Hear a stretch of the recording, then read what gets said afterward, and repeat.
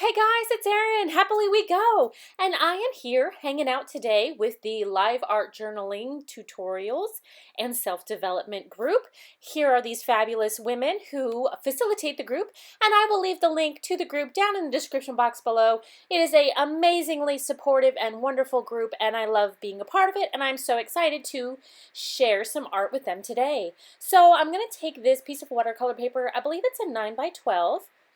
Just 140 pound, and we are going to get crazy with it. We're going to throw everything at this page. So if you're ready, let's get started.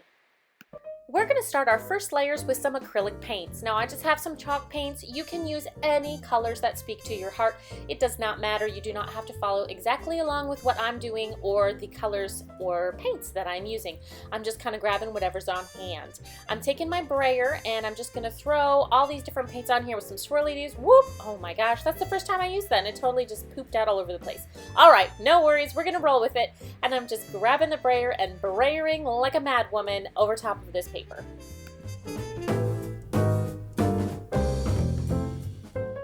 Once you have your paint dry, grab some washi tape.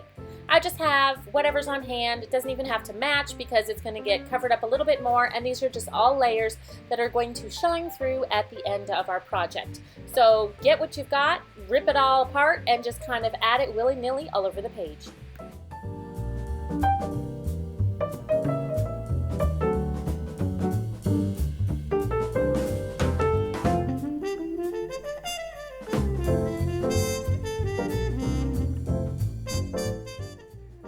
Layer, I wanted to add something that was kind of see-through, so I grabbed some pattern paper. I love the pattern paper because it's kind of that vintagey color, but also you have that stark black lines for the stitching lines and the cut lines, so that's kind of fun. And I'm just sticking that down with a glue stick and just kind of put that all over as well. Now I just have a Sharpie black pen and I thought I'm just gonna hand write some stuff on there. It's mostly just squiggles. We'll do a little writing later on. Let me zoom in a little bit here. And here's another layer of see-through stuff. This is the Tim Holtz tissue paper. I love his tissue papers. I have a bunch of them, but I'm going to show you a little tip. If you don't have the tissue papers, you can easily make your own see-through papers. Grab some deli paper or some tissue paper.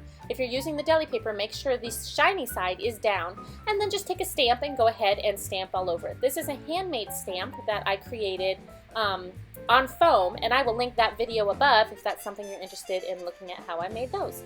So then I'm going to go ahead and just rip those out and glue those down as well.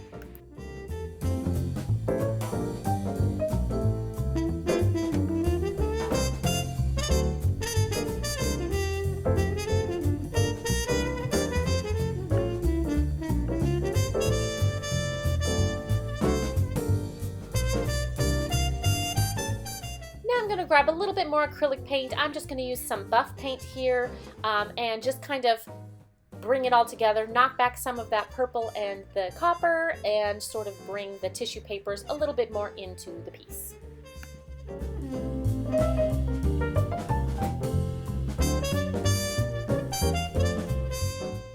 So here I was kind of pointing out that flowered washi, and it had some bright colors in it, and I really wanted to pull some color onto this page. It is so drab. I was like, let's play with color.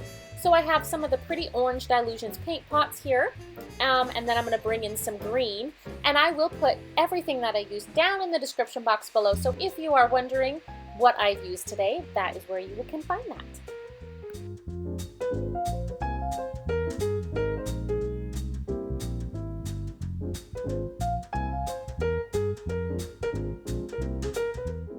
To bring in even more color, I have some neon red fluorescent inks, and I'm just going to grab my spray bottle and dribble some of this delicious colored paint all over the page. And then we'll go ahead and dry that. So if you are impatient like me, you can take some deli paper and squish it down and then kind of move it around and dry it a little bit more. And if that still isn't doing it for you, just get a paper towel and kind of blot that up and then make sure it's really dry for our next step.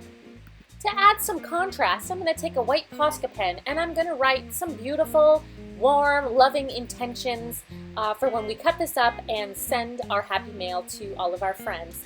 So I'm just going to messy write it on there. Go ahead and dry that.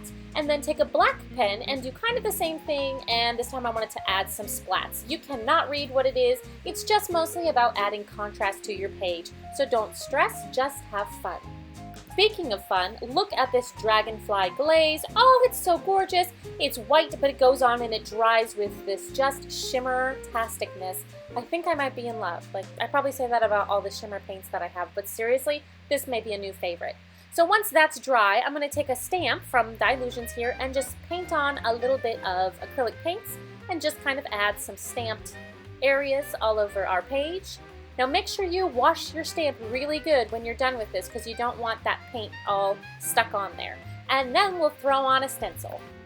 And I have some green neon paint to push through that stencil. So I'm either all vintage or all neon bright colors. Those are the two sides of it apparently. And of course, there's got to be some crackle. And I wanted the white to really contrast, so I'm going to go ahead and take this lovely stencil and push some of the crackle through that. I'm keeping the crackle very, very thin so it doesn't take too long to dry, but it'll give us some nice, beautiful cracks for our page. Now you're probably thinking, this is such a hot mess, Erin. Oh my gosh. But I promise you, when we are done, you're going to be like, wow, that actually turns out really pretty stinking cool.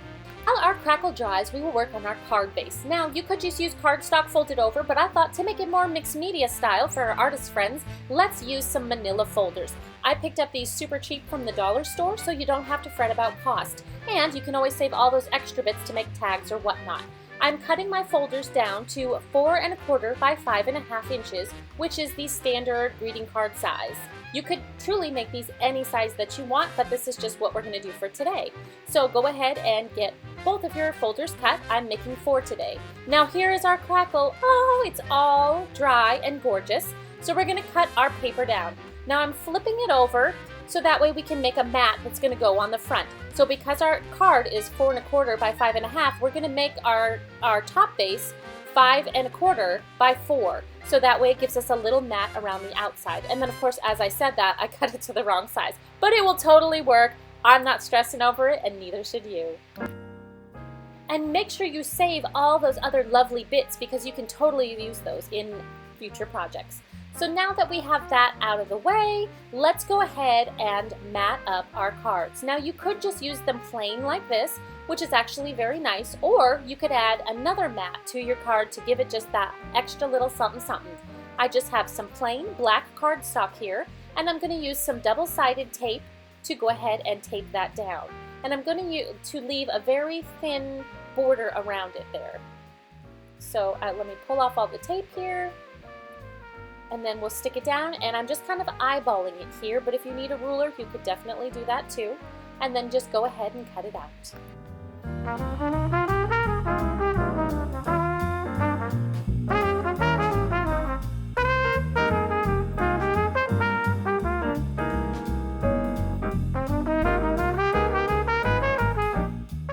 I take my double-sided tape again and go ahead and glue that down to the front of our card. You could also use glue stick or whatever glue that you have on hand.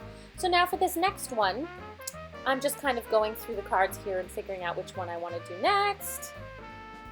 And I think we're going to go with this one, and I thought it would be fun to take some thread and wrap it around the card before we glued it down. So I'm just going to take some black thread and just as many times as you want, go around just to kind of give it that fun little effect. And then we will take our double-sided tape and add a little piece to that to hold all of our thread together, and then go ahead and add the tape all around the outside edges so we can glue it down to the front of our card base.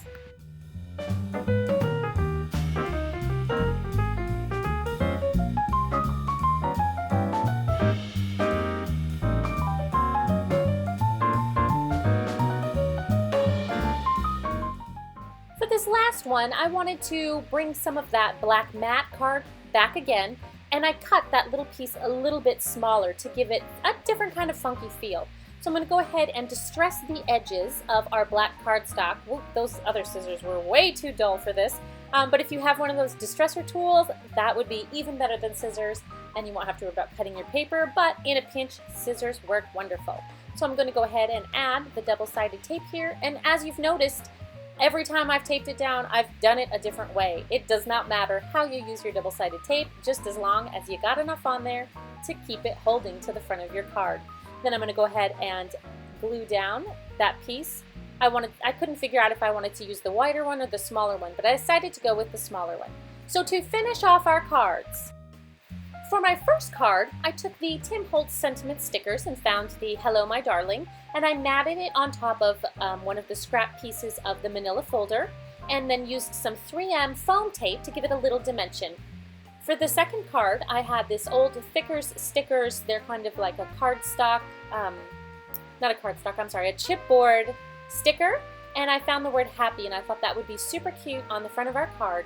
And then it had some gold and pink hearts, and I added those on top of it as well.